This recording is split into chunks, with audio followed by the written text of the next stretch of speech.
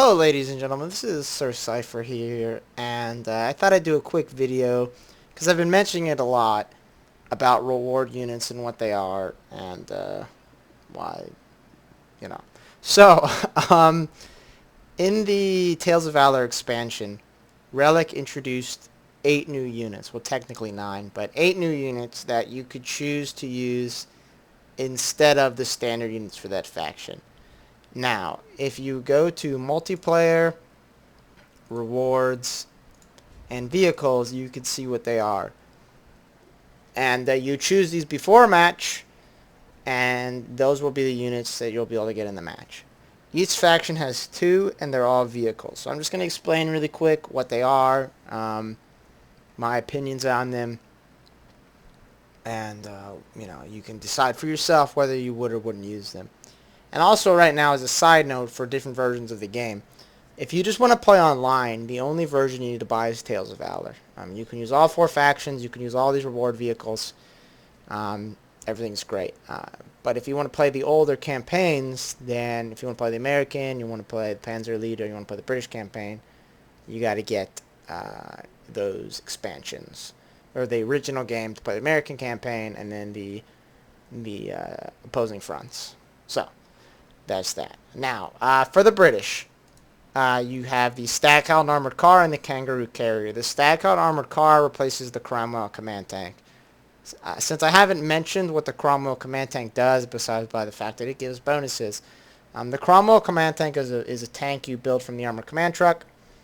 It allows you to build Sherman Fireflies, and it gives bonuses and as an AoE to the tanks around it. Well, tanks and vehicles. The problem is that it doesn't have a gun, and it's pretty slow, and you have to protect it. Unlike an LT just runs around with the troops. You can tell them where to go really easily. Tanks, obviously, they get bunched up a lot. It's hard to get a bunch of vehicles to retreat at the same time because you don't want them to turn around. So, there's a lot of downsides to it. The upside is the aura he gives. A default command tank causes all of the vehicles around it to have a longer sight range, to shoot farther, and to reload faster, especially the Sherman Firefly. The Sherman Firefly gets a bigger bonus to reload than all the British tanks. Now, it does that at level 1, at 0 level veterancy. It's just a basic unit. At level 1 of veterancy, it doesn't do anything. It still has the same bonuses, but it doesn't increase any. At level 2 veterancy, it gets improved bonuses. And so it does all of those 3 things. Sight, fire range, and reload time are all increased. Well, or reduced, for reload time. The Firefly in particular, with the level 2 aura, the reload time is decreased by almost 50%. And at level 3 of veterancy, the command tank also does nothing. Now, advantages of the Stag Hound. The Stag Hound costs less. It also unlocks the Firefly, so if you want to get a Firefly earlier, you can use the Stag Hound. And also, the Stag Hound is a effective armor vehicle in its own right. It's an armored car. You can put a 50 cal on it. It's tough, and it's pretty solid. The problem is with the command tank is you build the command tank, and unless you've built a Cromwell first, the command tank has nothing to command. So it just, is just a waste of space. The Stag Hound is actually a solid armor vehicle you can use to drive over and harass your foes while you're waiting for your Firefly to come out of the chute. So I normally use the Stag Hound armored car. I almost never use the command tank, but again, that's your call. The Kangaroo Carrier is a British APC. It's kind of almost one of the first APCs, and it was a converted tank. Well, it's actually a converted priest. Self-propelled artillery, which you've probably seen in some of the multiplayer replays. And it can carry up to 15 troops, which is more than anything else. And it is the only vehicle carrier in the game that is immune to small arms fire. It has tank armor. And 6 people can shoot out at the top. So if you have Piet guys, they can shoot out. If you have rifle grenades, they can shoot out. Bren guys, all those guys can shoot out. So it can have a lot of firepower, probably more than any other tank if you pack it right. And the infantry inside are completely immune to damage unless the tank gets destroyed. which is different than, say, a building. You know, obviously troops in a building can get hurt before the building gets destroyed, but the troops in the Kangaroo Carrier can't get hurt. So it's a pretty solid choice. I just don't really like the additional micro and stuff you have to do to figure out who's going to go on the Kangaroo, who's going to hop out, who's going to get back in. And you can't reinforce units next to a Kangaroo like you can to a half-track. I also like the unit it replaces, the Cromwell, because that's the only tank you can build straight off the bat from the British Armored Command Vehicle. If you build the Armored Command Vehicle and you're like, I need a tank, because this Stewart is not doing it for me, you can't. You can only build the Kangaroo Carrier. And yeah, you can load up a bunch of guys in it and stuff, but you know, right now, if you have all your guys in Kangaroo Carrier, you're not having them capturing points and stuff. So I like the Cromwell tank because I like having the option of getting a quote-unquote real tank right as soon as the armored command truck finishes setting up. For the Americans, and I should mention the Kangaroo Carrier is pretty cheap. I forget what it is, but it's a lot cheaper than a normal tank. So a lot of people tend to spam them. I haven't actually seen it in a while, but in large team games, people used to spam Kangaroo Carriers filled with like sappers and Piats and all that. It's nonsense. The Americans have the T-17 armored car, which you might see looks a little familiar to the British Stag Hound. It's the same vehicle. Oopsies. It's the same vehicle. The only difference is, well, not the only difference, but the biggest difference is the Stag Hound is just a lot better. It's buffed in a lot of areas, and it can put a 50 cal on top. The T-17 can't, but obviously you can build it a lot sooner, and it replaces the M8's ability to drop mines with the ability to shoot white phosphorus rounds for munitions. And those essentially stun enemy vehicles. And they're pretty similar to the Bren, to the units with Bren's abilities to button vehicles. So there's that. It's also tougher than a normal armored car. But again, you can't put a machine gun on it. But its main gun is the same as a normal M8 armored car, but it shoots faster. I think it shoots almost 3 times as fast. So, you know, there's that. The M8, once you put the armor skirts on it, it becomes about as tough as the T-17. But I prefer the M8 because I like being able to lay mines, and I like being able to put a 50 cal on top of an armored car. Now, the M18 Hellcat replaces the M10 tank destroyer, should you choose to do that. And I like the M18 Hellcat. The biggest differences is that it's more like a normal tank than the M10. The M10 is exclusively this fast tank destroyer. It has very little health and armor compared to most tanks, and its gun has very high penetration, but it doesn't have really anything to deal with infantry. It doesn't have a coaxial machine gun. Doesn't have anything. The M18 Hellcat's more of a general purpose tank. You can put a 50 cal on the top just like you can a Sherman, and it has more health and a little bit more armor. The problem with it, though, is that it's slower and it has less armor penetration. So it's less useful as a solid tank destroyer, and more of you don't have enough fuel to get a Sherman yet, so you get one of these. Now, the other thing it can do is it can cloak. It can cloak anywhere that's not a road, pretty much, and it does just like most cloaked anti-tank guns. It does more damage on the first shot. So you can, a lot of times, one-shot something like a half-track if it doesn't know your Hellcat's there. The interesting thing about it, though, is that the Hellcat, as far as history is concerned, was faster and less armored than the M10.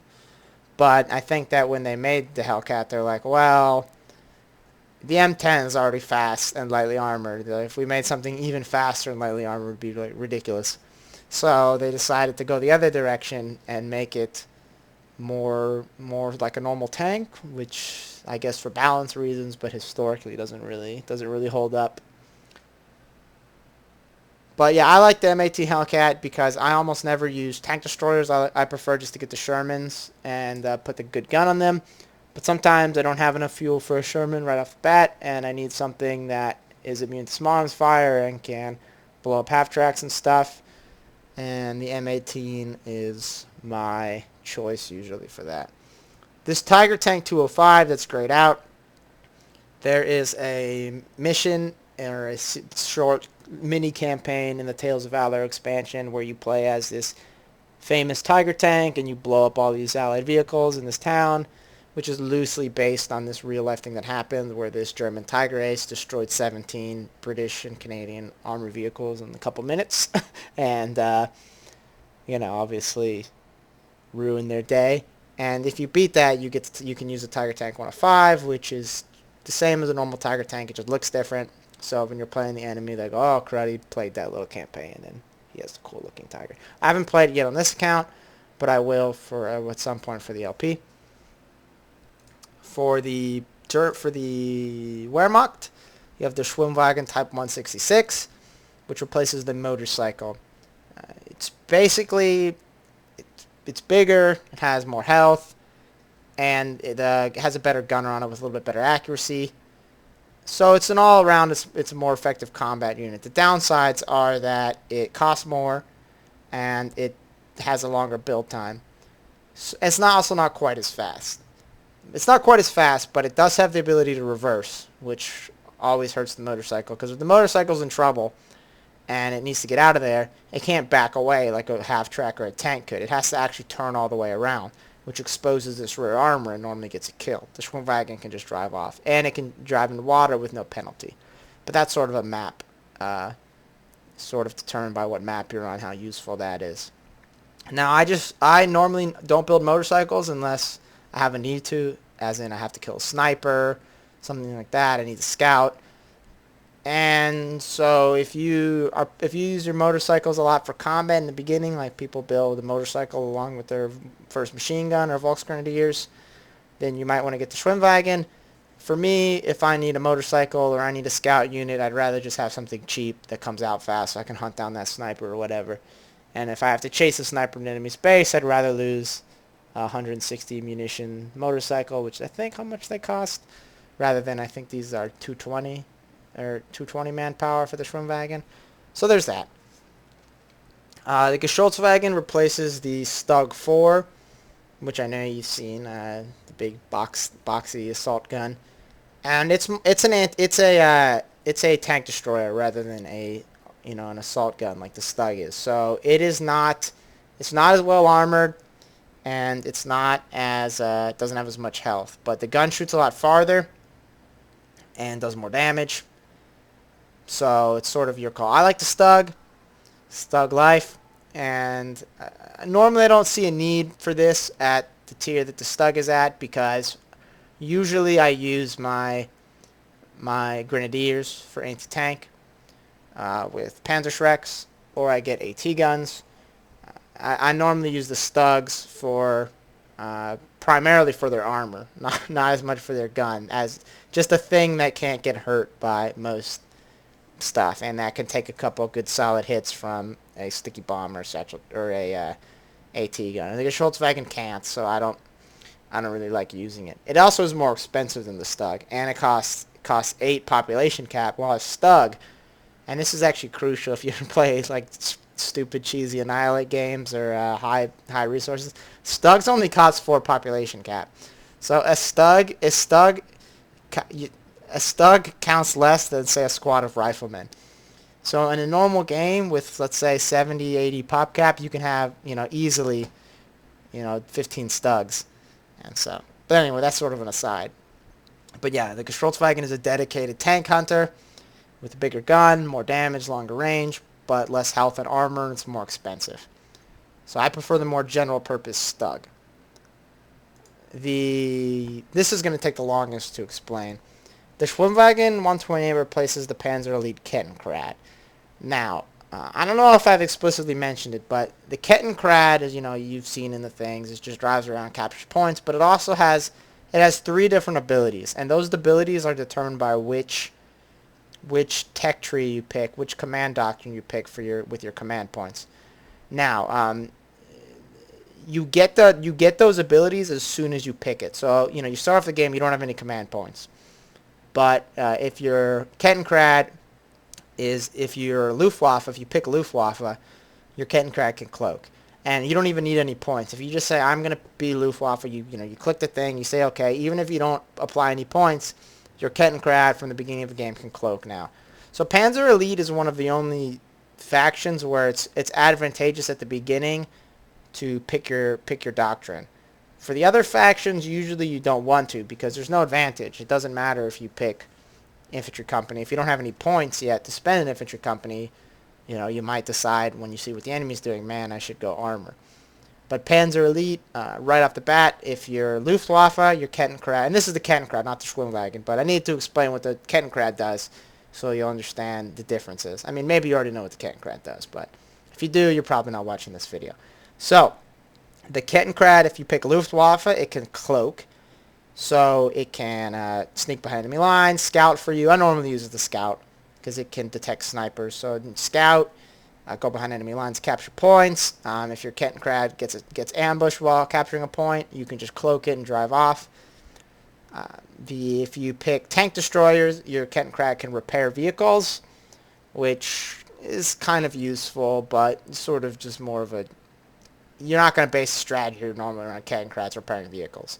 So, that's, And if you pick Scorched Earth, your Kettenkrad can put booby traps on strategic points. And if you pick Scorched Earth, in general, there is an ability you can just get with command points that lets all your units, for the most part, booby traps, strategic points, and houses and stuff. But if you pick Scorched Earth right off the beginning, your Kettenkrad can booby trap things right off the bat.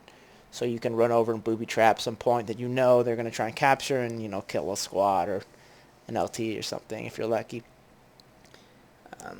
Now, the Schwimmwagen has 3 abilities as well. And basically, it's almost exactly the same as a Kettenkrad. The only difference it has in Kettenkrad is that it can drive into water with no penalty. But there's only a few maps where that comes up. But its abilities are for Luftwaffe, it can tag targets, which lasts for 20 seconds. And it makes it so the enemy takes... All the units shooting at that enemy get increased accuracy. And the enemy is always visible, even in the fog of war. So, if they have a tank, and you're about to unload on them with a bunch of Panzerschrecks, if you tag it, you'll have a lot higher accuracy. If they have a sniper trying to get away, you can tag it, and as soon as you see it, and if it tries to cloak and walk away, you can hunt it down. So stuff like that it's useful for. But remember, it's still an unarmored vehicle, so I mean, if you have it in the middle of combat tagging things with Luftwaffe, it's probably not going to survive very long. For Scorched Earth, it gets the ability to lay Incendiary Traps, which are essentially... They're basically the same thing that happens when the Panzer Elite gets incendiary grenades. It goes poof. It does a little bit of damage at the beginning, but it does more damage over time. And it's activated, by infantry getting too close to it, which is of limited usefulness because normally they're just going to walk out of it. Unlike a mine, which they take the whole damage at once, or a booby trap, which has a bunch of explosions. But again, I mean, it's only 15 munitions, so you can lay them all over the place and just piss people off. They're good to lay in places where the enemy is going to get into cover behind. So then they get into cover there, they're fighting you, and then they have to walk out of the cover while they're on fire, and you're shooting at them. And then for tank destroyers, they get the ability to lay mines, which is probably their best one because you can have your highly mobile Schwimmwagen when it's not capturing points, driving around laying mines everywhere because it's probably going to have nothing better to do at that point. And so that's always a good choice. And remember, because the Panzer Elite always start off with 50 munitions. So instead of putting the rifles on your first squad of Panzer Grenadiers, you could spend it on some Incendiary Traps if you are Scorched Earth, or some mine, or a mine if you are tank destroyers. So it's your call. I like the Kettenkrad better, primarily because I really like the ability to stealth as Luftwaffe for the Kettenkrad. I like that a lot better than the mark target ability on the Schwimmwagen, and I like the booby traps and strategic points with the Kettenkrad a lot better than the Incendiary Trap for Scorched Earth. Now, the last Panzer Elite vehicle is the Hotchkiss light tank, which replaces the Panzer IV infantry support tank. The Panzer IV infantry support tank, I think I've stated it in one of the videos, is sort of the original Panzer IV. Originally, Germany had this idea, like pretty much everyone did before World War II, that you'd have all these different types of tanks, and they'd all do different stuff, and, you'd whatever. And so they had the Panzer III was supposed to be their anti-tank tank. And that was fast, and it had a high-velocity 50mm gun. And the Panzer IV was supposed to be the more slow, lumbering, anti-emplacement, anti-infantry sort of tank. It had a 75mm lower velocity, more of a howitzer, and it was for, destroying strong points and bunkers and things like that. And it would advance with the infantry, as opposed to the Panzer IIIs, which were supposed to zip around and snipe tanks. Now, obviously, that's not how the war went. Turns out that it's better just to have tanks that are, for the most part, good at everything. And so most of the Panzer IVs got changed around, and they got 75mm high-velocity guns, and, more general-purpose guns. But the Panzer Elite sort of uses the original Panzer IV infantry support tank, with its 75mm howitzer, which is really effective against infantry and not so effective against vehicles. But I like it. But anyway, you can replace it with the Hotchkiss light tank, which was actually a French tank captured in large numbers by the Germans after the defeat of France.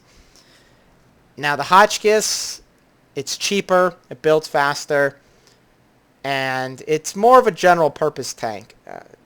The gun that it starts off with is pretty bad, but if you upgrade it to, I think it's the 57mm gun, which costs like 75 munitions, it becomes pretty good because it's fast. You can really easily get behind enemy vehicles. It's good for hunting down half-tracks, light vehicles, armored cars, lighter tanks. It's a light tank, but when you put the good gun on it, it can defeat pretty much every other light tank. It can defeat Stuarts. It can defeat Tetrarchs. The Americans don't really have any light tanks, but but if you have a couple of them, because they're cheap, you can easily kill something like an M10 by surrounding it. It's pretty hard. You're not really going to have much luck against heavier tanks, but in numbers, you can still do it. The main reason people get it, though, is because you can put Stuka rockets on it just like you can a half-track. Now, you only get 4 rockets. Half-track gets 6. But this sort of made up for the fact that the Hotchkiss is still a normal tank. It can still fight. You don't have, it's not like you're building the separate unit that's just going to sit outside in a forest somewhere and shoot rockets at the enemy base. You can just fight with it normally, and then, hey, the cooldown on the rockets is up, let me shoot another barrage. And if you don't go Scorched Earth and get Hummels, which are the Panzer Elite self-propelled artillery, they're pretty much the only artillery you can get.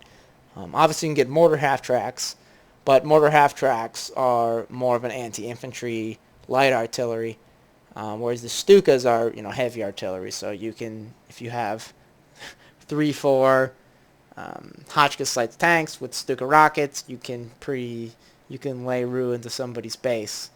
And unlike half-tracks, if they send something out to take care of them, they can protect themselves.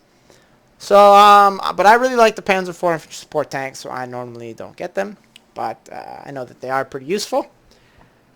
But there we go. I'm sure I got some minor details wrong, so feel free to correct me either in the video or in the thread. But I just think people might be interested about why sometimes, if they haven't played the game, why sometimes one faction would be able to build one unit and another time it can't. It's because you choose before the game which of these units you want. And you can see the green ones are the ones I pick. I normally pick the M18. I normally pick the Stag Hound over the Cromwell command tank, and I normally pick the... No, I don't. I did this I was testing something, but I normally always pick the Kettenkrad over the Schwimmwagen. But that was that. So if you have any questions, let me know. Feel free to correct me, like I said. And thank you for watching. Have a nice day.